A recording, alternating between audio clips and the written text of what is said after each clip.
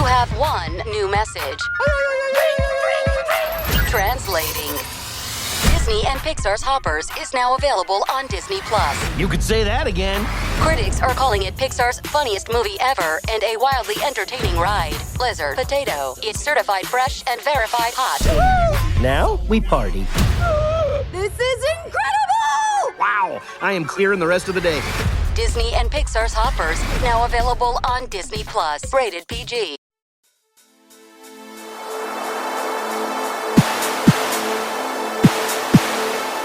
The History of the World podcast, written and presented by Chris Hasler.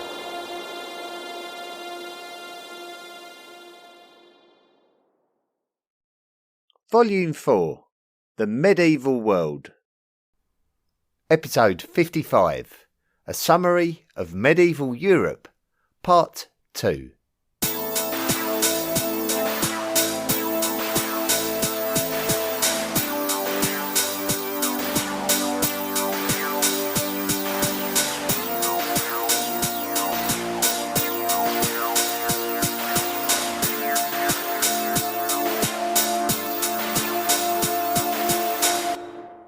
During the previous episode, we told the story of the development of the medieval papacy, a much more secular role than any simple bishop of a bishopric. We also told the story of the birth of the Holy Roman Empire. The Pope would crown the Holy Roman Emperor as per his will, and generally it would be the King of Germany who would receive this honour. The Holy Roman Emperor would be expected to uphold the tradition of and protect the Roman Catholic Church, and would aid the Pope in his ideological opposition of the Eastern Orthodox Christian Church, centred politically within the Byzantine Empire. The classical Romans were the promoters of Christianity, and the Byzantines saw themselves as the descendants of the classical Romans, and therefore the true custodians of the Christian faith in what we refer to as the Eastern Orthodox Church. Although the Pope was an effective monarch of the Papal States, his military resources were limited, and so by declaring one of the strongest monarchs of Europe as the true King of the Romans, and eventually the Holy Roman Emperor, he would have a strong political ally in charge of an effective military force. When the King of Germany was crowned the Holy Roman Emperor, it didn't come with a great deal of resources. The King of Germany would still have the same issues with the same neighbours, and his priority was to Germany, rather than doing anything in particular for the Pope. What the Pope did have was the ability to represent God's will, and this would affect all of the Roman Catholic kings of Europe who may have feared going against the Pope for fear of incurring the wrath of God. Henry IV became the King of Germany as a minor during the 1050s. During his minority, he was kidnapped by an archbishop, and this may have contributed towards his actions as an adult king when he took it upon himself to start appointing his own bishops within his kingdom, something that wasn't the norm. In 1073, the new pope was Gregory VII, and he would be quick to condemn Henry's attempts to control the church, not just in Germany, but in Italy as well. Henry asked his bishops to declare Pope Gregory VII's election as invalid, so Gregory excommunicated Henry. Henry paid a penance by walking to Rome to meet with the Pope and have his excommunication lifted. It wouldn't be long before Gregory excommunicated Henry again, so Henry's supporters encouraged the promotion of an anti-pope, while papal loyalists in Germany propped up an anti-king in opposition to Henry. This conflict between the Pope and the Holy Roman Emperor was called the Investiture Controversy, and just demonstrated that both the Pope and the King of Germany would not always benefit from each other if the individuals who filled the role and the politics of the day were not conducive. Churches and monasteries were traditionally the centres for education during the Middle Ages in Europe. But a university emerged in the city of Bologna in northern Italy that changed the nature of education. Centres of education had existed in the classical world and in other areas of the world, but this institution in Bologna was not directly associated with any ecclesiastical building, and it is considered to be the oldest European university in continuous operation, even predating the highly regarded English universities at Oxford and Cambridge. A date of 1088 has been tentatively selected as the original date of when this institution in Bologna could be referred to as a university. The subject of education brings us to the story of Peter Abelard, the French philosopher and polymath. Abelard travelled to Paris in order to study, but his ability to debate caused discomfort to some of the masters that he encountered, and he would encounter some difficulties in finding an establishment to fit into and feel welcome. Eventually he would develop a following from students wishing to learn from him directly. One of the students was a female called Héloïse d'Argenteuil, who was 20 years younger than Abelard. The two fell in love and married in secret, with Héloïse giving birth to a son called astrolabe, named after the scientific instrument. When Héloïse's uncle Fulbert discovered the love affair, Abelard would send Héloïse to a nunnery for her own safety. Fulbert caught up with Abelard though, and Fulbert's men would castrate Abelard, thus removing his dignity and social status. Abelard ended up shamefully in a monastery. He would still write and study, however. Monasteries could have a difficult relationship with the church if their principles differed from each other, but monasteries themselves could become a centre for wealth and corruption, and this could cause discomfort for some very pious monks who wished to follow the rule of St. Benedict more closely and live a life of genuine sacrifice. In 1098, Robert of Molesme would guide 21 monks to establish a new order called the Cistercian Order at a new abbey at a place called Cîteaux. This new observance of monasticism would grow in popularity very quickly, and within 50 years there would be a Cistercian pope called Eugene III. Crusades to the Holy Land. The Pope Eugene III was a pope who called for a crusade to the Holy Land, but he wasn't the first to do so. Back in 1095, it was the Pope Urban II who would respond to the loss of Byzantine lands to the Turkic Muslims by calling on Roman Catholics to travel to Asia in order to reclaim lost lands and to take control of the city of Jerusalem, and the capture of Jerusalem was successfully achieved during the First Crusade. However, it soon became apparent that the motivation of the Roman Catholics was not to rescue Byzantine lands, but to conquer them for themselves. We are already aware that there was a great schism between the Roman Catholic Church of Rome and the Eastern Orthodox Church of Constantinople, the capital of the Byzantine Empire. The Crusades to the Holy Land are often numbered by historians for simplicity of reference, but Crusades could be called against any non-Roman Catholics, whether they be Muslims or pagans, and Jews and Eastern Orthodox Christians standing in the way would be victimised by overzealous crusaders, and this could sometimes create a difficult position for the Pope, who still had to justify the Crusaders' actions. The First Crusade, called by Pope Urban II, saw the Crusaders persecute Jews and plunder Byzantine territories on their way to the Holy Land, where they successfully captured Jerusalem. The Second Crusade, called by Pope Eugene III, was prompted by the loss of Christian territory in the Middle East, but also involved campaigns against the Muslim Taifas in the Iberian Peninsula and the pagan West Slavs of northeast Europe. The Third Crusade was called after the fall of Jerusalem in 1187 to the Ayyubid ruler Saladin. King Richard I of England, known to history as Richard the Lionheart, led a spirited but unsuccessful campaign to recapture Jerusalem. On his way back from the Holy Land, Richard was captured by Leopold V, the Duke of Austria, a duchy within the political influence of the Holy Roman Empire. Richard was held to ransom before he was released and able to head back to his Angevin Empire in the west of Europe. The Fourth Crusade was a controversial affair at the beginning of the 13th century, which resulted in Crusaders capturing the city of Constantinople from the Byzantines.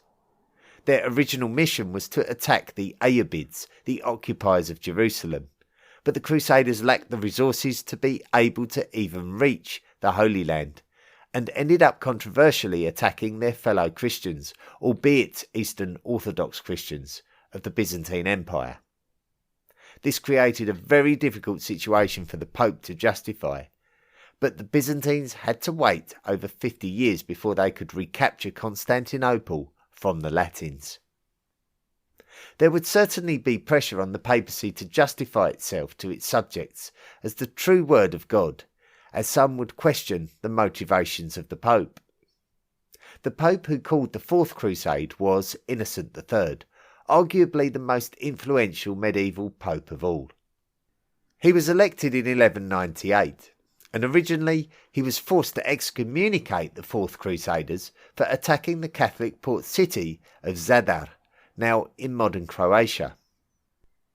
In French lands, a group of Christians called the Cathars refused to acknowledge the authority of the Pope, and one Cathar murdered a papal legate. Innocent III called for a crusade against the Cathars, and an army marched to the city of Béziers, where Cathars were in hiding.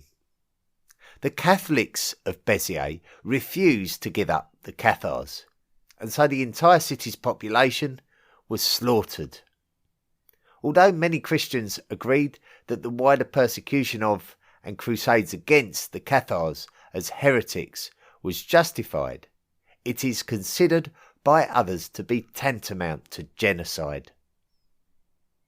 Some of the popes had had reservations about supporting monastic movements for fear of being undermined by their piety, but Pope Innocent III recognised that by giving his blessing to particular monastic movements, that it would serve to boost his own image, especially when trying to rally support against nominated heretics such as the Cathars.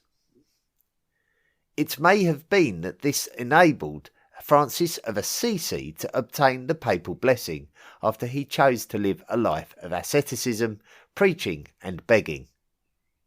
This meant the approval of the Franciscan Order of Friars. Innocent's successor, Honorius III, approved the Dominican Order of Friars.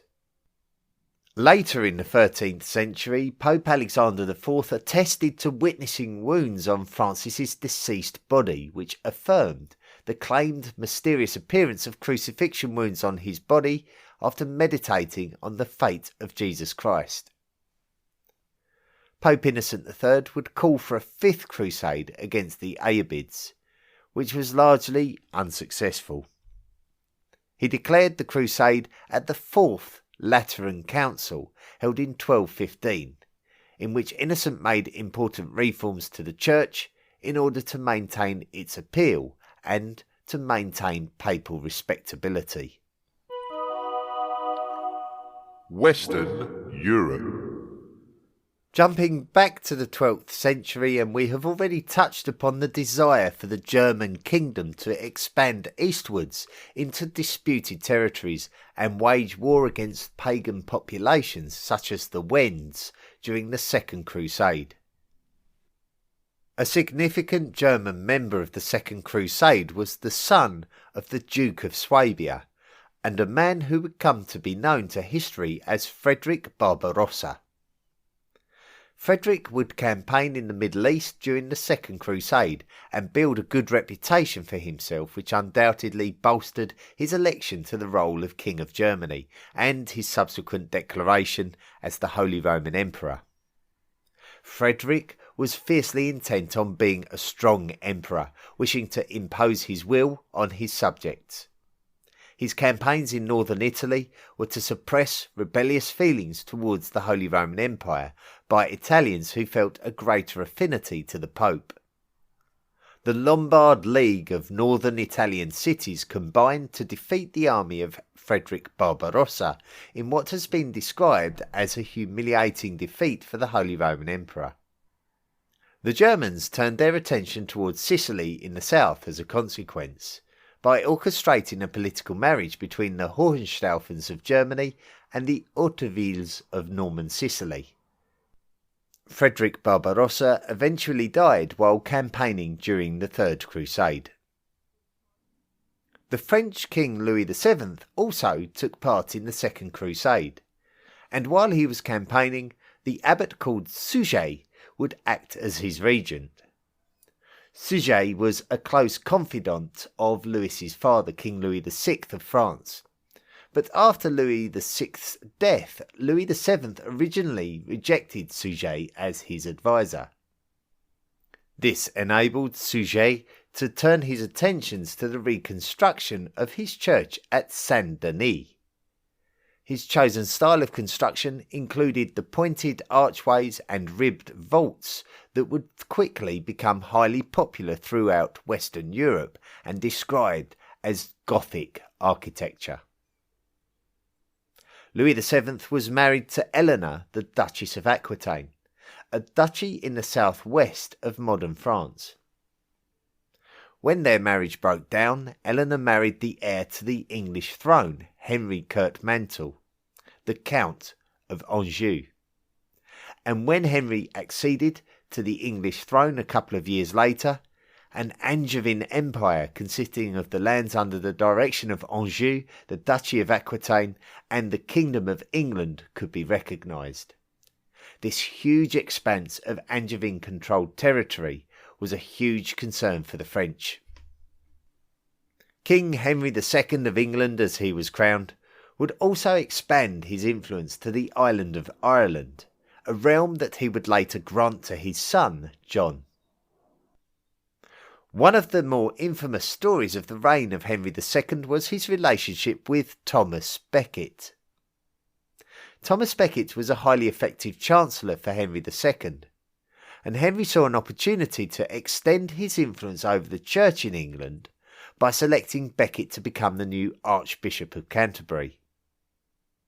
Becket was so loyal to the church in his new role that he refused to bow down to the demands of his king. So Henry II's plan had not worked out the way that he had expected.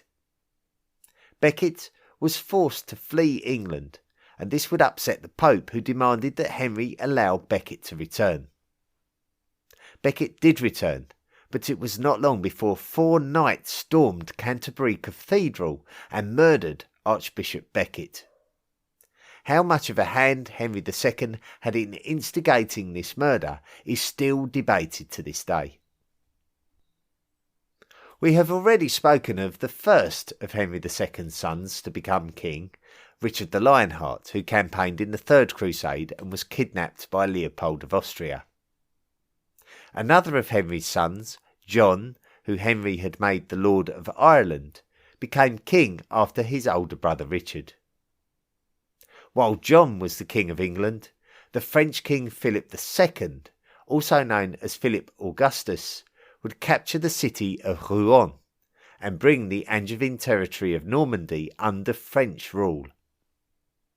King John's ineptness when it came to his military strategies led to wastage of money that angered the English barons, and so the barons looked to limit John's abilities by making him agree to a charter called the Magna Carta in 1215, a document cited as a milestone of modern democracy. English Jews who had migrated from Normandy after the Norman conquest in England in 1066 were not subject to the same laws as the rest of the population.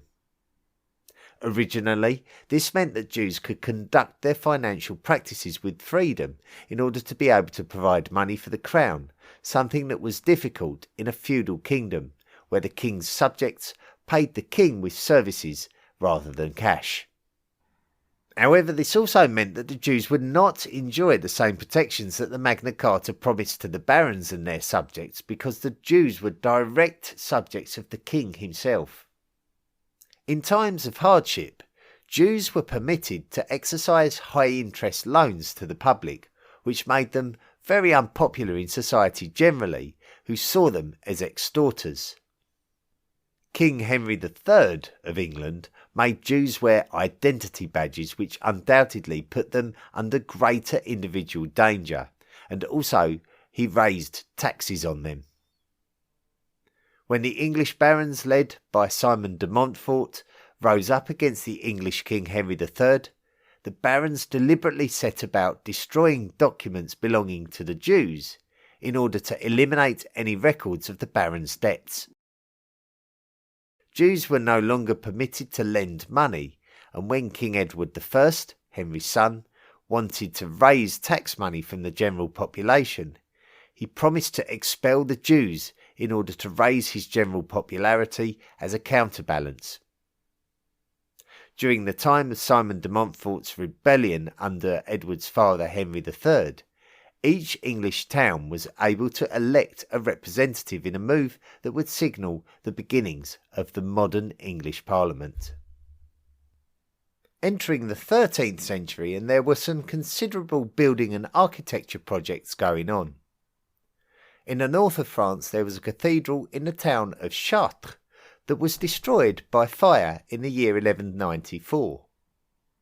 The town of Chartres was devastated because the cathedral contained a tunic that belonged to the Virgin Mary, Mother of Jesus. This holy relic attracted financial contributions towards the cathedral, so the loss of this relic was a disaster on more than one level. However, a group of priests emerged from the relative safety of the cathedral crypt with the relic intact. Suddenly, there was a wave of financial support coming from all over Europe, and so a new cathedral was built in the French Gothic style that still stands to this day and has been called one of the most beautiful Gothic cathedrals. The French king Louis IX obtained the crown of thorns. This holy relic is said to have been worn by Jesus before he was executed by crucifixion. When Louis received the relic, he commissioned the building of Sainte-Chapelle in the city of Paris, where the relic could be kept along with others. Sainte-Chapelle was once again built in the Gothic style and can still be seen there today. The relics were actually moved to the Cathedral of Notre Dame de Paris, and they survived the fire in 2019. Now they are at the Louvre Museum. Cologne Cathedral in Germany was also constructed from the 13th century to house the holy relics that had been acquired by the Holy Roman Emperor Frederick Barbarossa during the previous century. The resulting twin-spired Gothic cathedral is now Germany's most frequently visited landmark. Eastern Europe. In the lands of modern Russia by the 13th century, the southern lands of the Kievan Rus had broken up into a number of principalities, while the northern lands had become an independent Novgorod Republic. In 1237, a great invasion hit all of these lands from the east. This would be the arrival of the Mongols in Europe. This particular branch of the Mongols was called the Golden Horde, and was led by Batu Khan, a grandson of the great Mongol ruler Genghis Khan. The Novgorodians relied heavily on the support of Prince Alexander Nevsky, who seemed like the only man capable of dealing with Novgorodian enemies on the battlefield and making diplomatic concessions to the Golden Horde in order to avoid total conquest. Alexander Nevsky earned his name after scoring a famous victory at the Battle of the Neva against the nation of Sweden, but he would also have to deal with the Teutonic Order that was on his western borderlands. The Novgorod Republic inherited the Eastern Orthodox Christian traditions of the Kievan Rus, while the Teutonic Order was a Roman Catholic militarized monastic order that was originally a German task force established in the Holy Land during the Crusades. With the Novgorod Republic now under the influence of the Golden Horde, the Mongols battled Poland at the Battle of Legnica, where they scored a devastating victory which enabled Mongols to stream into the states of Eastern Europe, including Poland, Bohemia and Hungary. It was only the death of the highly ambitious military leader, Ugude Khan, uncle of Batu and son of Chinggis, that stopped the westward ambitions of the Mongols. The turn of the 14th century. The end of the 13th century and the beginning of the 14th century marked the lifetime of Dante Alighieri, a Florentine poet whose work is said to have not only influenced the works of other medieval poets, such as the Englishman Geoffrey Chaucer, but also said to have strongly influenced the standardisation of the Italian language. Much of his work was inspired by a lady called Beatrice Portinari, who Dante had been acquainted with in his early years and who appeared to consume his thoughts as somebody he seemingly adored. Tensions in the south of Italy escalated to breaking point when the Angevin Duke Charles I took advantage of civil unrest in the Holy Roman Empire to take control of the Kingdom of Sicily during the 1260s. If you recall, we told of how the Germans arranged a political marriage in Sicily in order to extend their influence there during the late 12th century. Now the Angevins had taken control, but the Sicilians were not thrilled about this change, especially when Angevin representatives reportedly manhandled Sicilian women while searching for weapons. The Sicilians rose up against the Angevins, and tensions increased very rapidly and to a large scale. The Sicilians would appeal to the Aragonese kingdom on the Iberian Peninsula to join them in warring with the Angevins, and the result would be the partitioning of the Kingdom of Sicily into the island of Sicily under the rule of the Aragonese and the Kingdom of Naples under the rule of the Angevins. This was also a time of the emergence of the Swiss Confederacy, that was a coalition of neighbouring states that were able to demand special privileges of their overlords, the Holy Roman Empire, and this would be the nucleus of what would become the modern country of Switzerland. The Great Interregnum. The Holy Roman Empire had been at its greatest extent at the second half of the 12th century through to the first half of the 13th century. The ruling dynasty was the Hohenstaufen dynasty, and one of the most notable members was Frederick Barbarossa. His grandson, through his own son King Henry VI, ruled Germany as King Frederick II. When Frederick II died in 1250, a number of rival kings were vying for the throne of Germany, and this destabilised and decentralised the Holy Roman Empire. The realm was divided in their support for whichever claimant they preferred, and the electors could not agree on which dynasty to support. This period has subsequently been referred to as the Great Interregnum of the Holy Roman Empire. In the year 1273, the electorates of the Holy Roman Empire opted to crown the Swabian count called Rudolf. Rudolf was a descendant of Radbot of Klettgau, who is known for building Habsburg Castle in the early 11th century. Although Habsburg Castle was in Swabia at the time, it can now be located in the modern country of Switzerland. The significance of this is the fact that Rudolf belonged to the House of Habsburg, and the Habsburgs would go on to have a significant impact on the history of Europe. Initially, though, they were just one house that were putting forward challenges for the German crown. It would be Charles of Luxembourg who would step up in the face of rival families to instigate a bid to take authority in Germany and see to it that he was crowned King of Germany before heading to Rome to be crowned Holy Roman Emperor. Charles would rule as Charles IV, and he would establish a new process for the election of a Holy Roman Emperor. Now it would be granted by the electorate of the Holy Roman Empire and no longer by the Pope. The Reconquista.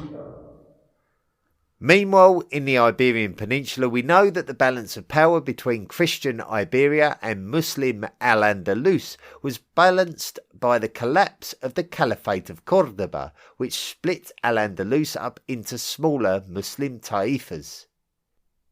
Powerful Islamic movements based across the Mediterranean Sea in the lands of Morocco started showing an interest in the opportunities on the Iberian Peninsula, and the Almohads, who were the second of these most powerful movements, started taking control of these disjointed Muslim taifas. The Almohads defeated the powerful Christian kingdom of Castile in battle at the end of the 12th century, so the Pope Innocent III called a crusade, and this resulted in a combined Christian effort which defeated the Almohads at the Battle of Las Navas de Tolosa in 1212. In the aftermath, the Almohads were pushed out of the Iberian Peninsula, and one by one the Muslim taifas collapsed to the advancing Christian nations until just one remained, namely the Emirate of Granada. Castile would look to exercise its superiority over the other Christian nations, but the one that they had the most trouble with was the Kingdom of Portugal, who defeated the Castilians at the Battle of Aljubarrota in 1385, preventing Castile from gaining control of the Portuguese throne and maintaining Portuguese independence. Northeast Europe. The politics of Northeast Europe were ever-changing since the nations were relatively new and still establishing themselves, and the nations have been disrupted by the advances of the Golden Horde from the east. Now they all had to re-establish themselves, and this would inevitably result in tensions between them. Alexander Nevsky had created the Principality of Moscow for his son Daniel, but there may have been an area of power at Moscow previous to this. This principality was certainly a subject to the Golden Horde, initially, who dominated the great majority of Rus territories. The principality would initially pass from Daniel to his son Yuri, and then to Yuri's younger brother Ivan. The Principality of Moscow would have issues with the Principality of Tver to its northeast, but the Khan of the Golden Horde would join with Moscow to defeat Tver, as Tver was rebelling against the Khanate. As a result, Ivan was rewarded by becoming the Grand Prince of Vladimir. Ivan was very careful to stay on the right side of the Khan, and earned his respect by being an effective tax collector. Ivan's shrewdness led to him purchasing further territories to expand the Principality of Moscow, and the successful establishment of a centre for Eastern Orthodox Christianity within Moscow. This was the beginning of the rise of the great city. Towards the end of the Middle Ages, feudalism was declining in favour of capitalism, where freedom of trade was generating power for the most successful in society. The merchant classes were now able to exercise more influence over society in general as a consequence. Still, the threat of raids was a very real problem in the lands of the Baltic Sea long after the age of the Vikings had gone. Many German trade ports decided to work together to protect their common interests against such raids, and so this was the beginnings of the Hanseatic League. More and more port cities from neighbouring countries joined the League and created a powerful merchant confederation that stretched from Novgorod in the east all the way to the waterways of Zeeland in the west, which is in the modern Netherlands. The modern coastlines of Poland and Lithuania were included as under the influence of the Hanseatic League, but during the 14th century these coastlines were controlled by the Teutonic Order, which was established by a German monastic order that originated from the lands of the Crusader states during the age of the Crusades to the Holy Land. The Teutonic Order pushed Poland and Lithuania into a union against it towards the end of the 14th century, and the result was a large battle at Grunwald in 1410, in which the Polish-Lithuanian Union dealt a devastating defeat on the Teutonic Order, which caused the start of its rapid decline in the aftermath. Although the Hanseatic League included some Scandinavian cities, it was still enough of a concern for the monarchy and the nobility of the Scandinavian kingdoms to react to the potential threat of German expansion and rule over the Baltic Sea. With the intermarriage of the kingdoms of Denmark with the kingdoms of Norway and Sweden, came an opportunity for a political union between the countries that would be called the Kalmar Union. So now there were two major influences counterbalancing one another across the Baltic Sea. The Western Schism. During the early 14th century, the Pope Clement V moved the papal court near to the city of Avignon, and this was justified on the grounds of a lack of security in Rome. Avignon was within the Holy Roman Empire at the time, but now it is within France. At the time, King Philip IV of France was attempting to tax the clergy, which led to a clash between the French crown and the papacy. The power of the French king was difficult for the papacy to challenge, and so concessions had to be made. Philip had issue with the Knights Templar, a military monastic order originally established in the Crusader states, much like the Teutonic Order. Philip was making accusations of heresy against the Knights Templar, but the Pope Clement V did little to protect the order, fearing more for the repercussions against the papacy than losing the diminished value of the order to the papacy. Pope Clement disbanded the order, and this enabled Philip IV to arrest, torture and execute many of the remaining members of the Order of the Knights Templar. In 1378, the papacy had the intention of moving back to Rome from Avignon, but Pope Gregory XI died while this move was in motion, and the people of Rome had their hearts set on the recovery of the papal court to the city of Rome, so the cardinals elected Pope Urban VI to replace him.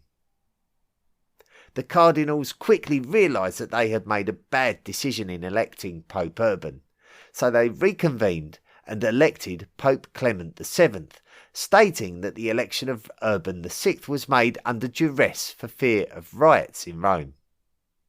Now there were two popes, Urban in Rome and Clement in Avignon, and this affected all of the countries of Roman Catholic Europe, who had to select which pope they believed was legitimate. The situation needed to be resolved, but it was not until the 1410s that the Council of Constance was called in the Holy Roman Empire. The council deposed the existing papal claimants and elected the new Pope Martin V, thus ending the Western Schism. This wasn't the only headline of the Council of Constance, though, as the council led to the execution of a man who was challenging the authority of the papacy over the Roman Catholic Church. The man was called Jan Hus, and his execution on the charge of heresy led to a national uprising of the people of Bohemia against the authority of the Roman Catholic Church. These people were called the Hussites, and they believed that the words of the Bible were the true authority of Christianity. The Hussites represented a very real Protestant movement, with these movements leading to a major fracture of the Roman Catholic Church in later centuries. Florentine art. One of the most notable aspects of the end of the Middle Ages is the transition of art into a period known as the Renaissance. The Renaissance was a period of economic revival in Europe, which encouraged some of the more successful ideas of the classical world to be rejuvenated in a later time. This certainly included advances in art. We already mentioned the Florentine poet Dante, whose writings greatly influenced those of later writers of the Renaissance period. A Florentine contemporary of Dante was a man called Giotto di Bondone. Giotto was a painter with an incredible talent for painting lifelike human images, and as such he was invited to paint great religious frescoes. His work was widely admired and said to have had a strong influence on the painters of the Renaissance period.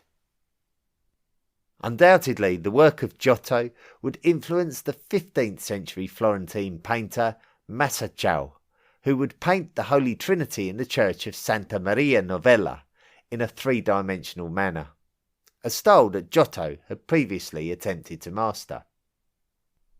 The artworks of these men would have influenced Michelangelo, the highly celebrated Florentine artist who lived over the turn of the 16th century during a period called the High Renaissance. Another early Renaissance innovation of the growing power of the Republic of Florence was the construction of a dome in the classical Roman style at Florence Cathedral. Many architects struggled to understand how they could successfully build this classical dome at the eastern end of the otherwise Gothic-style cathedral, but it would come down to a man called Filippo Brunelleschi, who successfully constructed the dome after studying the dome of the Pantheon in Rome. The cathedral remains there today, with its successful and beautiful fusion of two styles. The 100 Years' War. Tensions between the great kingdoms of England and France had existed since the existence of the Angevin Empire from the 12th century, when the monarch of England had a legitimate claim to large amounts of lands that were traditionally a part of France. The French had chosen to make an alliance with the Kingdom of Scotland during a period of heightened tensions between England and Scotland. The English had attempted to subjugate Scotland until the Scots fought back against English pressure. A key figure and a hero of Scottish history called William Wallace instigated a brave uprising that rallied many Scottish rebels against the cause. Wallace was eventually brutally executed by the English, but this did not prevent the anti-English cause in Scotland.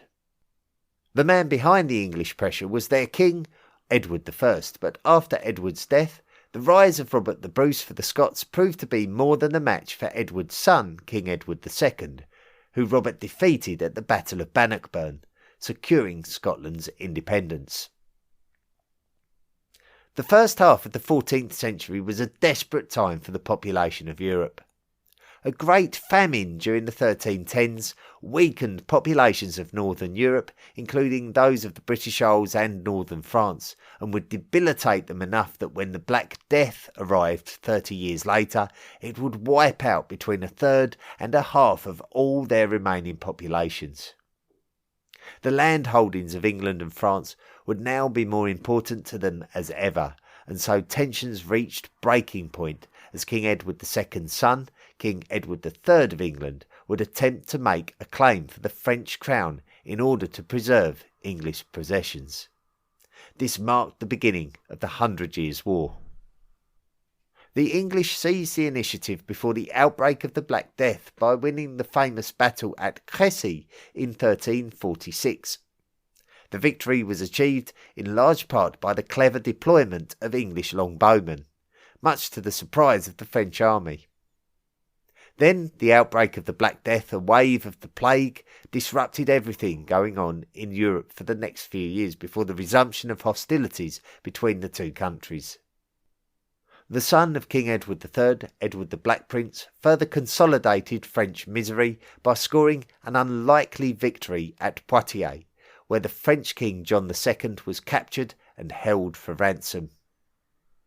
John's death in captivity left the English without their huge bargaining chip, even though a temporary peace had been agreed with the two countries at Bretigny in 1360.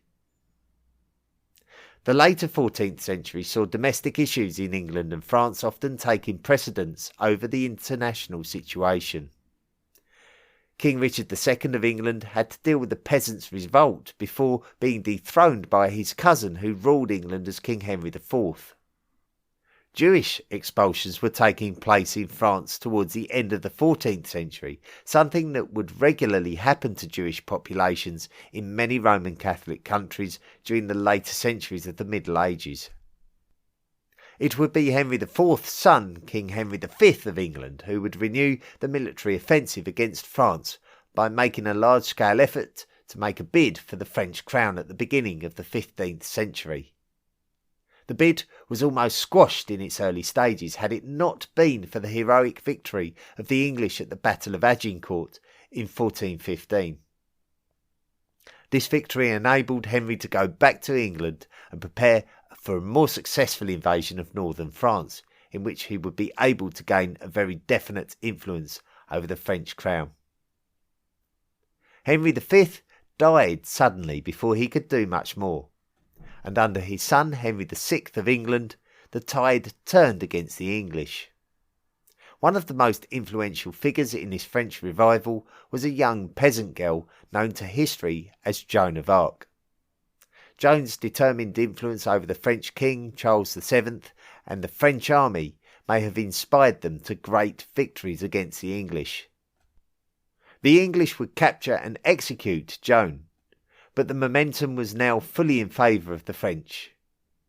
And by 1453, England had lost all of their continental territories to the French, save the small Pale of Calais on the north coast.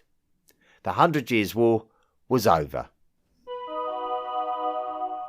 The rise of the Ottomans.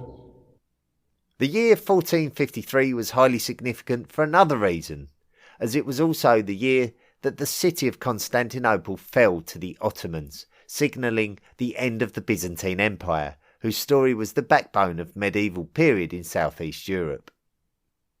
During the 14th century, the Ottomans had gained influence from humble beginnings as a small Islamic entity in Anatolia. The Ottomans had gained enough influence to be invited to be involved in a civil dispute within the Byzantine Empire, and the Ottomans would take advantage of this by marching an army into Europe via Gallipoli, and then refusing to leave once their aid had been used. Once established in Europe, the Ottomans gained ambitions of conquering the European lands of the Byzantines and their Balkan neighbours. They successfully conquered Adrianople in 1361, before going on to do battle with the Serbs at the Battle of Kosovo in 1389, that was somewhat inconclusive, but was still a result of national pride for the nation of Serbia right up until the present day. From here, the Ottomans were already well established as a European nation now, and the city of Constantinople was surrounded. Constantinople was allowed to exist as the remains of the Byzantine Empire until the Ottomans decided to deliver the fatal blow when the Ottoman Sultan Mehmed II conquered Constantinople in 1453, permanently making it an Islamic city.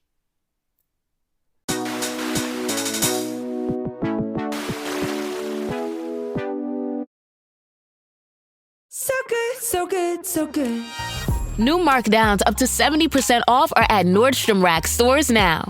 Stock up and save big on shoes, tops, dresses, accessories, and more must-haves for summer. Join the Nordy Club to unlock exclusive discounts, shop new arrivals first, and more. Plus, buy online and pick up at your favorite Rack store for free. Great brands, great prices. That's why you rack. Thank you very much for listening to that marathon episode. I don't think I've ever written such a long episode. maybe I'm wrong, or I just can't remember. It went on for a long time. There's so much to pack into that episode. I really underestimated how much information I needed to provide. And I did want to touch on some other things, such as like Renaissance art and Thomas Becket and things that we hadn't mentioned in the series. So it was very important to me to make a good episode there. So I hope you enjoyed it. And for those of you who set aside half an hour to listen to my podcast episodes, I apologise. I apologise that it was too much to fit in. So you might have to make a little bit of extra time to squeeze in the other 15 minutes. Anyway, if you enjoy the podcast, you'd love to support the podcast, we'd love to hear from you. And if you go to the historyoftheworldpodcast.com website, there's a Patreon link and you can sign up and make a monthly contribution. You can also subscribe through Spotify by becoming a subscriber there as well. And either way, you become a member of the History of the World podcast Illuminati. You get access to bonus episodes, which are 10 or 15 minute rundowns of the episodes that we've been providing. So we normally release them every 1 or 2 weeks. And also you can qualify for rewards as well. So you can qualify for gifts through the post, and you can qualify for special episodes on the subject of your choice, which is interesting actually, because now that we've completed medieval Europe, we're going to be embarking on a programme of 8 special episodes, especially for those History of the World podcast Illuminati members who've qualified for that privilege. And we've got a really fascinating collection of episodes to bring to you, and they'll be coming over the next coming weeks before we embark on another journey to medieval Asia. So we'll be exploring India, China, Mongolia, of course, Korea, Japan, and Southeast Asia as well. So there's so much to bring you in terms of Asian history coming up. But first, we'll do all the special episodes, and I'll tell you a little bit more about them shortly. Listener messages and reviews. Got a couple of messages this week. I've got one from Phil Hrusko, who's written in and said, Chris, I'm about to embark on Volume 4, The Medieval World, and want to thank you for intriguing me into a journey of human history. I marvel at the depth and breadth of your episodes. It is indeed a pleasure to be along for the ride. Phil, P.S. I'm pondering which Patreon level to join. I'd love you to join Patreon, but at least, anyone that is in two minds, at least rate and review the podcast. That's a great help. But thank you for your message, Phil. Anna Maria Cesena has written in and said, thank you so much for making this podcast. I'm very late to the content, but really trying to catch up. I have terrible internet service because I live out in wine country in Baja California, Mexico, about an hour south of San Diego, California. So every time I can, I download a bunch of episodes on Spotify and then listen to them offline when my crappy satellite internet is acting up. I'm impressed with your pronunciation of Spanish words in the Mexico, Peru and Spain episodes, which most narrators tend to butcher. Therefore, I'm pretty sure your China pronunciations are spot on, even if you say they're tricky to get right. You should be very proud of yourself for taking on this huge endeavour. I finally feel like my history education is up to par thanks to your hard work. Gracias from Baja California Norte, Mexico. And who knows, maybe I'll go on Patreon and donate just to get an episode on the history of our state, which might be boring to most, but thrilling to us who live on the peninsula and are so different than the mainland Mexicans. We are progressive rebels who have had to put up with not being American enough for the US, even though a quarter of a million of us cross the border at Tijuana and other entries daily to work there legally, but not Mexican enough for mainland Mexico either. We're not Catholic enough or do not have the same traditions because we're workaholics and don't believe in class systems or stratification, as you call it. Or maybe an episode on how Mexico lost half its territory to the US with the Guadalupe Hidalgo Treaty. That might be a good one. Sad but true. Thanks again from a big fan. Saludos. Thank you, Anna. Very, very kind of you to write such an interesting message. And I know so little about Baja California I would love to learn more. So I do hope that maybe you will do just that and commission an episode on that subject. Maybe we can explore it a bit further and bring it to the attention of many others. So thank you, Anna. A great email there. A couple of reviews this week. HRTJTJYH has said, nice. My mum used to listen to it. I am her son and I am starting. Thank you very much. That's from the USA. And Dan9091 from Romania has put quality content. I started listening to this podcast in 2022 and was immediately convinced by the quality content, well-documented information explained in an easy-to-understand manner. The summary episodes are very useful. The pace of the podcast is good. I also appreciate the humble attitude and objective thinking and explaining arguments towards a theory or another. Great piece of podcasting. Well, thank you, Dan.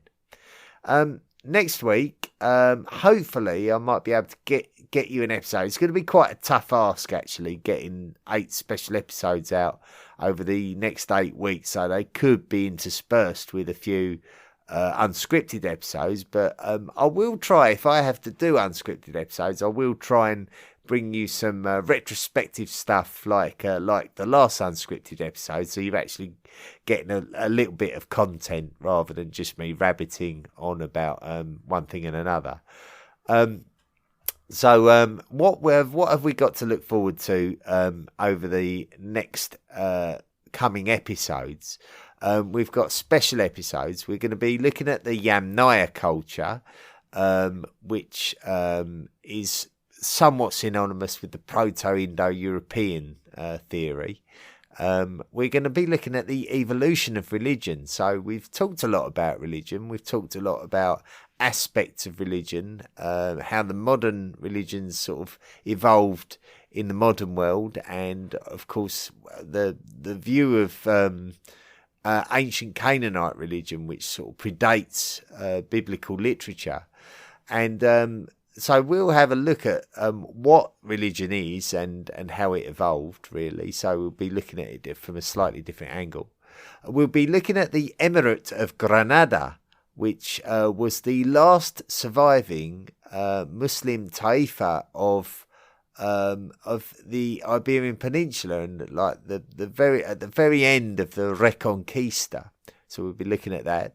We'll be looking at pre-Columbian mound builders, and this will sort of this will link in well with our episode about the Mississippian culture, which we made for the late Nick Barksdale, who's one of the greatest supporters of our podcast. So we'll be looking at pre-Columbian mound builders. We'll be talking about the Sea Dogs, who were the maritime heroes of Elizabeth I's reign. Elizabeth I, the English Queen, of course.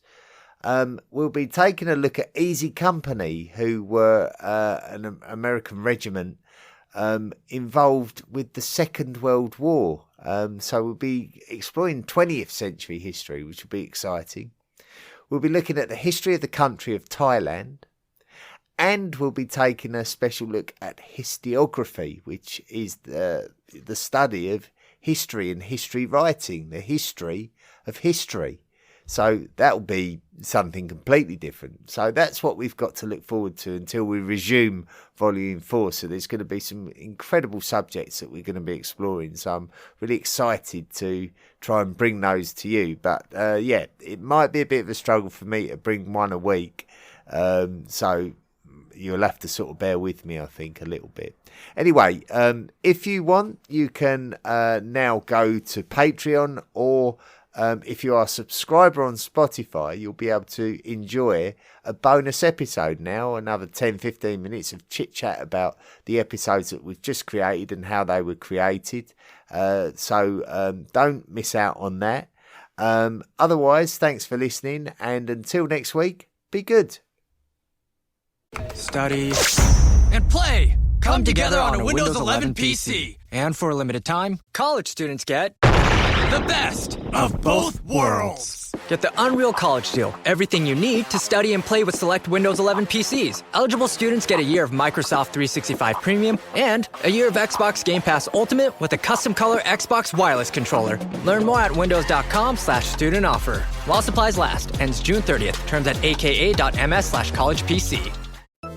The History of the World podcast, written and presented by Chris Hasler. Please consider making a financial contribution by going to the historyoftheworldpodcast.com website and clicking on the Patreon link. Email the show at historyoftheworldpodcast@mail.com. And don't forget to join our social media at Facebook, Twitter, Instagram and Tumblr. See you next time.